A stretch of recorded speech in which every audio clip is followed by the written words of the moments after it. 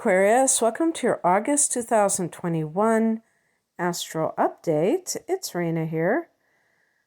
All right, well, as I record this, it's funny because this is actually the day when it's happening. I'm recording this on July 28th, and as I record this on July 28th, Jupiter earlier this morning has gone back into your sign. So the reason I am bringing this up is because this is something that's going to really be a big part of August because, Jupiter has been in Pisces for the last several months, and now it is in the sign that Saturn is also transiting in, which is Aquarius, and that is your sun or your rising sign. So the other thing that I realized is that because you're going to have a blue moon, the second full moon in Aquarius in a month on August 22nd, it is going to be forming a conjunction with Jupiter. I told Capricorn something else. I said it was going to be too far away, but I was wrong about that. Oh well. But anyway, this is going to be on the 22nd. The blue moon is at 29 degrees, and Jupiter at that time will be at 26 degrees of your sign, Aquarius. So suffice it to say, this can bless your life in a general sort of way.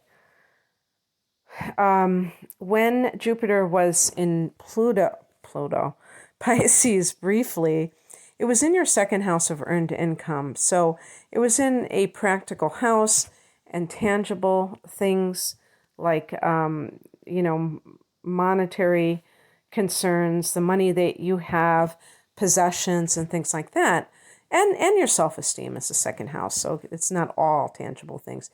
But now that it's gone back into your first house, this can have a positive effect on your life in general. And because the blue moon is here and they will form a conjunction, this may even be something that comes out of the blue and blesses you.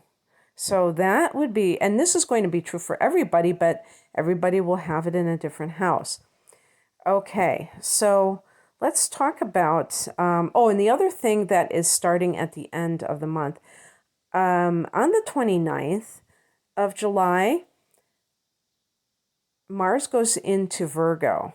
And so you're going to have some other transits in Virgo in August. The sun goes into Virgo on the same day as that blue moon. So there's that connection as well. And Virgo for you is the 8th house. So this is going to be with Mars in the 8th house all during the month of August. And let's see, Venus is in that 8th for the first 2 weeks. It's very likely that some Aquarians are fighting over money. Now, this would be shared resources. Obviously, you're not going to fight over your own money. This is money that maybe is within a family. So if there's any kind of a dispute of a will, that's a perfect example. But if you're getting divorced, same.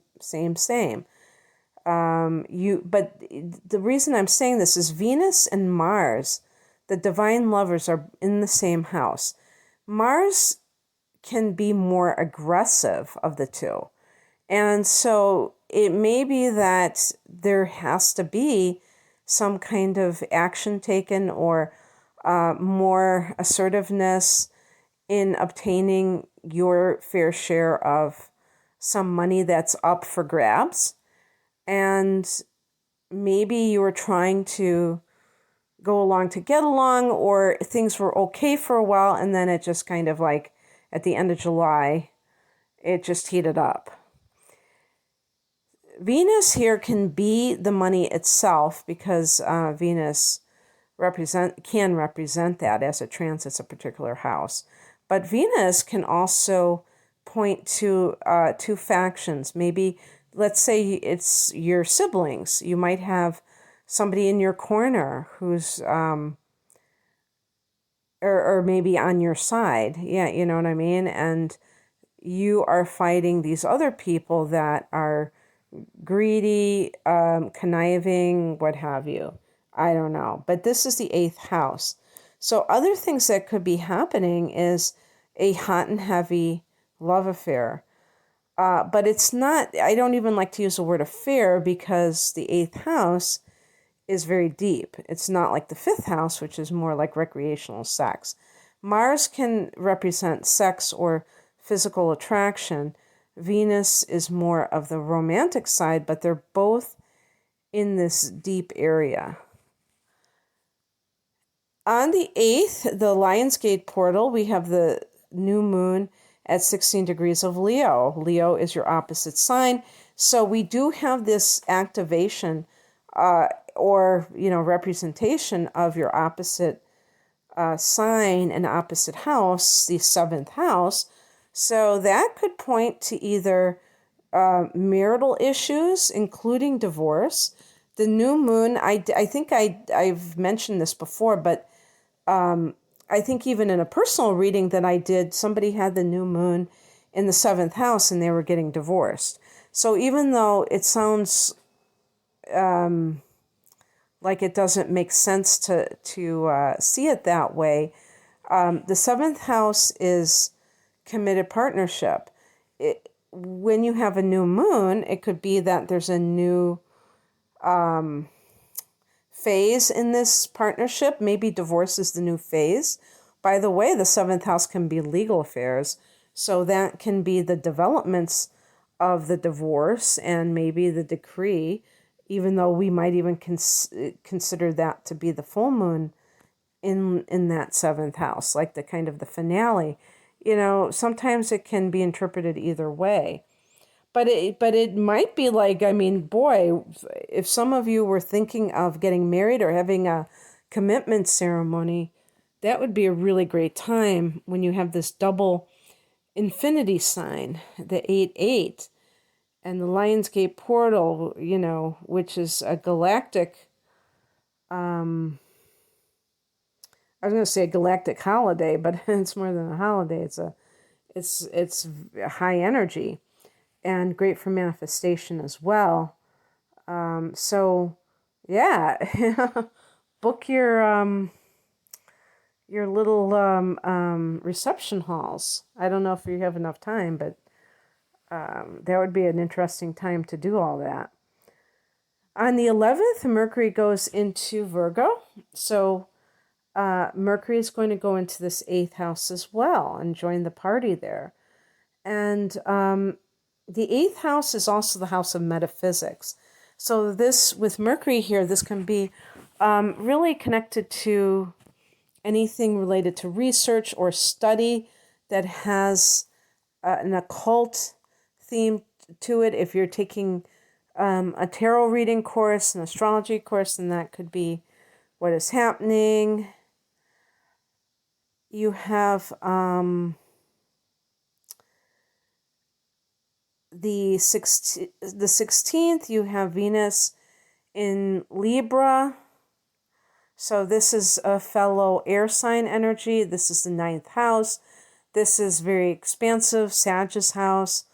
Love with somebody from another country, another race, another, like another nationality. This might have some money connected to student loans. I mean, well, student loans, you might get money so you can go to college. Maybe this is what your fight is about. You're fighting to get your student loans.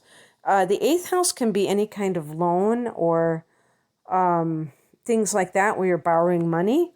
And maybe with Mars there's like this aggressive, like you're a warrior and you're like, I'm gonna get this money. I want to go to the university. And you get that and you're you get the money, and so that you can enroll and things like that. On the 19th, Uranus goes retrograde at 14 degrees of Taurus, a fellow fixed sign, the one before you, after you. And so this is going to fall in the 4th house of home and family. Uranus, as it transits your 4th house, Aquarius, can really, it's been in this house for a couple of years. I wish I remembered how long it's going to stay here. I want to say 2026, but don't quote me. But I'll just say several more years. For Aquarians who have moved in the last couple of years, you may find that you're going to move again. Although I will say that when Uranus is retrograding in this area until December, it might be more of an internalized thing where you are freeing yourself of anything that has to do with perhaps like the past. The 4th house can be, your family of origin, and also, real estate, and also just memories. Past experiences, especially from childhood. And, you have Pluto in Capricorn, and that's been in your 12th house. So that's been doing a number on your karmic residue already. And, they always say that family ties are karmic ties, or at least, it's implied. I think a lot of relationships are karmic in nature that are actually ongoing relationships. I don't think that, when you meet somebody on the street and you never see them again, probably not a karmic relationship, but people that you continuously have some kind of interactions with and relationship to is probably a karmic relationship, not just your spouse or your parents. But the 12th house is the karmic house, and Pluto is there.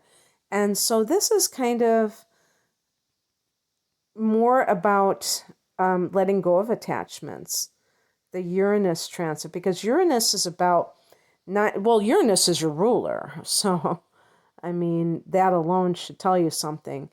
You understand this idea that we cannot, be always stuck in the past. So the average Aquarius person does not allow themselves to, kind of ruminate. But some who have, for instance, the moon in a water sign, so Cancer, especially Cancer, because Cancer is associated with that 4th house and the past, and, the family and things like that. Cancer, Scorpio, or Pisces. But, just by virtue of you being a fixed sign, you tend to hold on to things, and including the memories of things that have happened.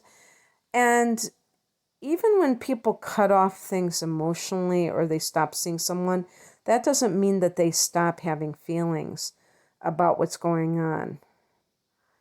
If your sun is in Aquarius and you're listening to this, then you could very easily have inner planets in Pisces. The moon can be any sign. And that may make you a lot more sensitive and prone to feeling that sense of either nostalgia or sentimentality that keeps you, or just even trauma, that keeps you stuck and feeling that it's hard to move ahead. This can be like a great time to break free and not feel, and here's another thing that I think is very important. You may have inner planets in Capricorn, which is also adjacent to you on the other side. And you're also, your co-ruler along with Uranus is Saturn. So you may have this belief that you have to honor the family, and that no matter what. And that can keep you stuck in a toxic relationship. Now, think about if I combine that with the premise earlier about this idea of a will and fighting over a will, because that may be a catalyst for you to be able to let go of the past, because you see more clearly how these other people are behaving and how they've always behaved. You just were kind of perhaps caught up in it, and you might say to yourself, you know what, nothing has changed. I might as well be 10 years old, 15 years old. These people are still up to their old tricks. And it's not that you kind of are disgusted by them or you hate them. It's that you're able to break free cleanly and not feel like you're, back and forth, at least emotionally. And this can be I'm not saying that this is happening on one day. I'm saying that this may be a theme for you as you kind of deal with Jupiter in this house, because Jupiter is back in that fourth house. And at the time, by the way, if there's any kind of a home situation here, like buying a home, closing on a home with the full moon here, maybe you find your dream home. You've been holding out. You thought you wanted one thing and you wanted another. Jupiter retrograde here can, give you what you want. Maybe there was a house that you really wanted and somebody else beat you to the punch, and then they decided not to get it, and then you were next in line, and the realtor called you. On that day that, so that could be like a happy surprise at that full moon time, where this, develops for you. But also, the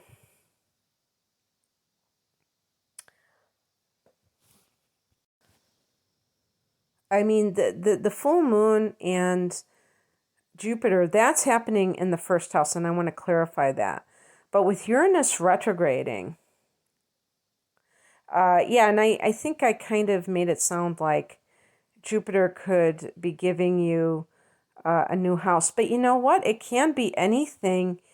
In the first house, Jupiter retrograde can be your life in general. So surprises on the home front could be like a new house. But also, if you have moved in the last couple of years, Aquarius, you might find that you're moving again. Maybe not in August, but when Uranus is in your house of home and family, you have to be resigned or prepared for perhaps having some time that is not quite settled. So if you really want to buy a home, I'm sure that would be fine. Just, keep that in the back of your mind that, but it's always a good idea not to get attached to anything. And something could happen like very suddenly, where you just decide, I'm done with this.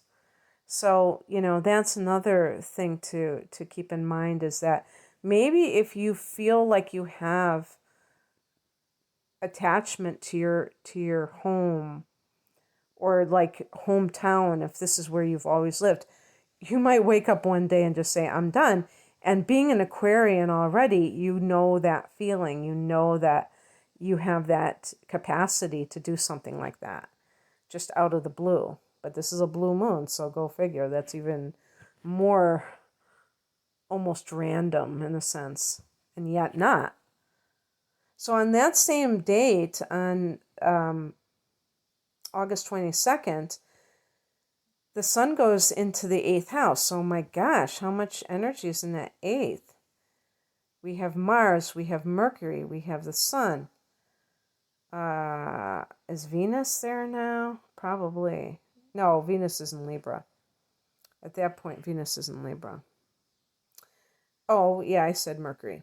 And then on the 30th, Mercury goes into Libra. So then we are talking about the ninth house. And that might be preparing for a trip, studying in college, something where you're utilizing your mind at a higher level, the way that you like it, abstract knowledge, more than mundane knowledge. So you might be happily studying in college when you thought you weren't going to be able to. You might be studying to become a yoga teacher or a chaplain or something with a religious theme in the ninth house. You might be preparing to travel, getting your paperwork, getting your passport together. So that's what I have for you, Aquarius.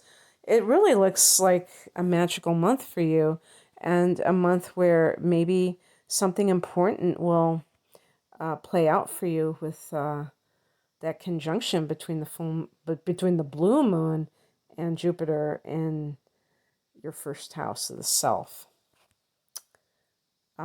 So anyway, I thank you for listening. If you would like a private reading, the link is below. Take care. Bye.